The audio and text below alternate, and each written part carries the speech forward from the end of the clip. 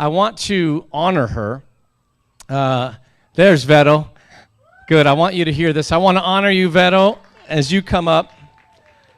Vero is a woman of incredible wisdom. She is a woman of incredible compassion. And when you put those two together, boy, that's a powerhouse woman right there. A powerhouse, clap it up again. Powerhouse woman. So she's just a phenomenal teacher. She's a phenomenal wife, phenomenal mom, phenomenal leader in our church.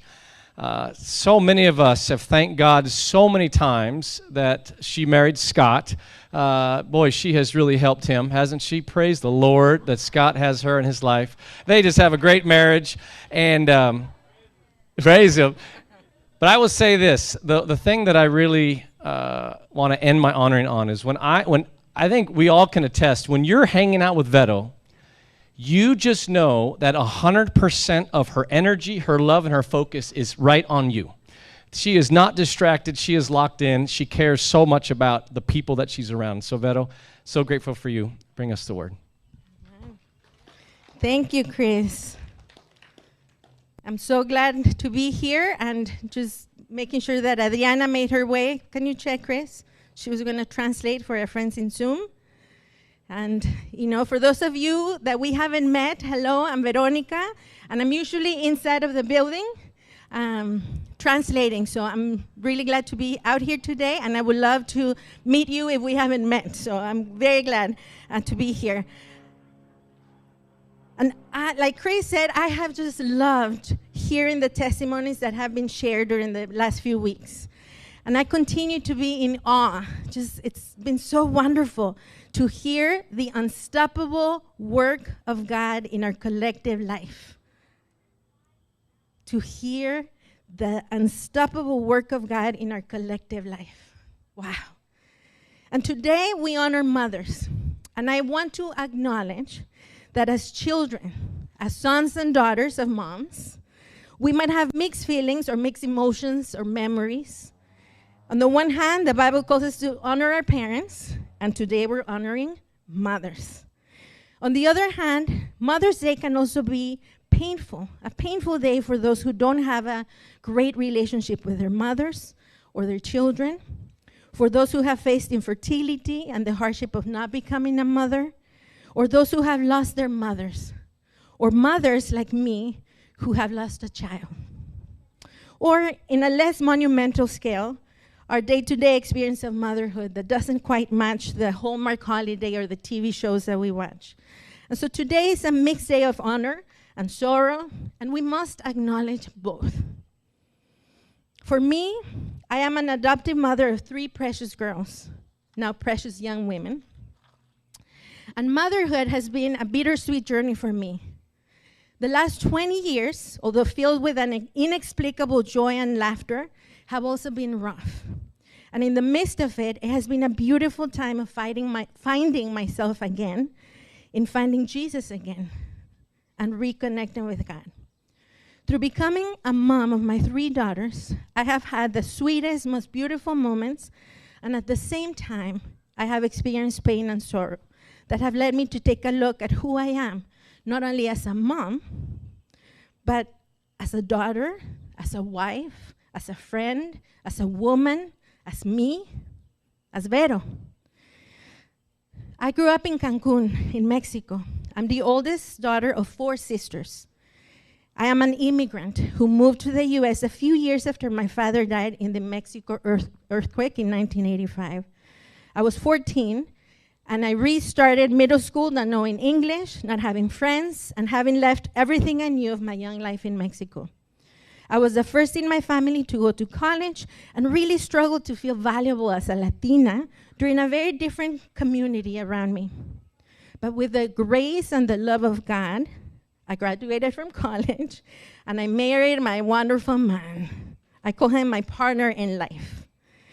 Through my experiences, I learned to work hard, to show that I can. I worked to be a role model, to be a good daughter, and to strive to be good at everything I did. And I learned, above all, that when you invest yourself, when you invest all of yourself, you can make anything happen. And I think you can hear from what I'm sharing that I'm a doer, right? I wanted to make my mother proud, my sisters proud, my husband proud. And through the ups and downs of life, I was also trying to make God feel proud of who I was and what I was doing, of the fact that I was a hardworking, willing to do whatever it takes, good person. On the other hand, becoming a mom has challenged my belief that if you work hard, you can do anything. I've had many years marked by trials and difficulties that were unsurmountable or unchangeable, to say the least. Dealing with the weight of always doing, always going, always doing, always trying to make others proud, dealing with infertility, with the adoption process that brought us our wonderful girls, but which was also very painful and difficult. And then facing the disability of our daughter Isabel. She had severe cerebral palsy and had severe disabilities. And the joy of sorrow that came with the 14 years of doctor appointments, surgeries, pain, and facing and embracing the pain of my other girls in their loss and their transition and the wounds of their past. I have faced lots of what I call broken dreams or unfulfilled dreams. Dreams of my daughter Isa's first steps, of talking with her, of reading together, of seeing her play with her friends, of play dates and parties with her friends and families. The pain of many therapy sessions and what ifs, the pain and isolation of being a special needs family. And I worked really hard. I tried to face the challenges face on and do all that I could, all that I knew and all that I was learning to make our family proud, to make my little Isa proud, to make Emmy and Kimi proud, and to make God proud, even in those moments when I felt alone, forgotten, when I felt that our life experiences were a cruel example of what you're supposed to do and endure and what you're supposed to be when you're a good person, when you're a good Christian. The ups and downs and growing pains of a newly formed family have made the last few years very full. And it has required all of my focus, and it stretched me in ways that I didn't think possible and ways that I didn't expect. Until I realized, although I gave myself to the fullest, I just realized how tired I was, how numb I was, how much anger and bitterness, regret, and disappointment had filled my heart. And for a while, I experienced an inner battle that dragged me deeper and deeper into despair, hopelessness, and loneliness. I was strapped and blinded to who God really is and where God was in these times, especially in the midst of suffering and disappointment. And that is why I felt desperate to reconnect with God in a new way, to go back to the basics in my relationship with Jesus. In 2018, I decided to join our discipleship school, and I was challenged, and I loved it.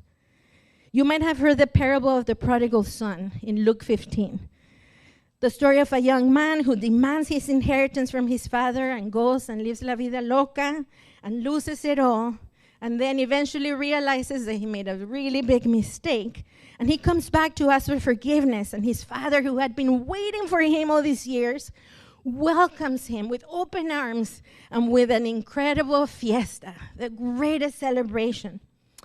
And at the end of the story, the older brother comes back from a hard day of work and feels totally left out. And he complains to his dad, I have been a good son, a good person, a good worker, and you haven't even given me a little goat to share with my friends. And the dad, with such deep love for his son, he says, you are always with me, and all I have is yours. Come celebrate with me. And I realized, I am the older brother. I'm a doer. And during my experience in D school, I was challenged to remember that just like the older brother in the parable of the prodigal son, I have been working so hard to do the right things yet failing to experience the presence of my Father and not being present to him. I was feeling bogged down by the demands of life, the sorrow and pain and challenges, and forgot that I have a Father who loves me and who wants us to experience deep satisfaction regardless of any pain or circumstance. And that in the midst of being a mom, I needed to be a daughter who experiences the fullness of always being with him and knowing that. Let me repeat myself. We have a Father who loves us and who wants us to experience deep satisfaction that no amount of pain or sorrow or difficulty can diminish or prevent. And that in the midst of being a mom, I needed to be a daughter who experiences the fullness of always being with him and knowing that I am loved and I am with him. And I'm still working through this, but I have been able to go back to Jesus to be my refuge instead of running away from him and running to other things because of the pain or disappointment of the circumstances around me. One of my times in prayer, God led me to Psalm 73, which I hadn't read before. And I felt challenged to be more in his presence, in his temple, how they say, in order to have my eyes, my vision set on the right thing, God himself, and not the circumstances that were choking the joy and the hope out of my heart. Last year, I experienced the most difficult thing I think a mother can experience. Our daughter Isabel passed away after years of battling with her disability in the most joy-filled way. But about 3 or 4 months before that, I started having panic attacks. And, nothing was out of our ordinary struggles. And so I went to the doctor, and he checked me, ran tests, and, he said everything was okay. I was working hard to take care of Isa and my other daughters, our home. I was taking care of myself. I was doing all the things I knew and I could. And I was also praying. I was praying and worshiping with Isa, with my friend Gabi, with my Bible study. I was coming to Jesus, and I couldn't understand what was wrong. And so after a couple of weeks of these panic attacks and just feeling these feelings in my body, I said, okay, let me stop. Jesus, what's happening? I don't understand. Why am I having these panic attacks? I'm doing all that I'm supposed to. Isa's relatively stable. I'm coming to you. Why am I having these panic attacks? And I heard in my mind and in my heart these words that were so clear. And he said, you are afraid that Isa will die. And I cried. I let my heart be raw with my Father. And I acknowledged that I was afraid, that I didn't want that to happen. And in his embrace, he reminded me that he loved me as his daughter, the way that I loved Isa. And that his love was enough to give me what I needed to be Isa's mom at that time, to be Emmy and Kimmy's mom at that time. I was able to surrender to him all that I was feeling, and was able to surrender my daughter and my deep love for her. Surrender her to her Creator, to her Father, the one who loves her much more than I could ever love her. And I want to testify of his great grace, because through the darkest times that were ahead of us then, we experienced grace after grace after grace. Grace upon grace upon grace upon grace. And I am standing here before you, not because it doesn't hurt anymore, not because it was like a bad dream that I don't remember, and not because I'm not healed and I'm strong and ready.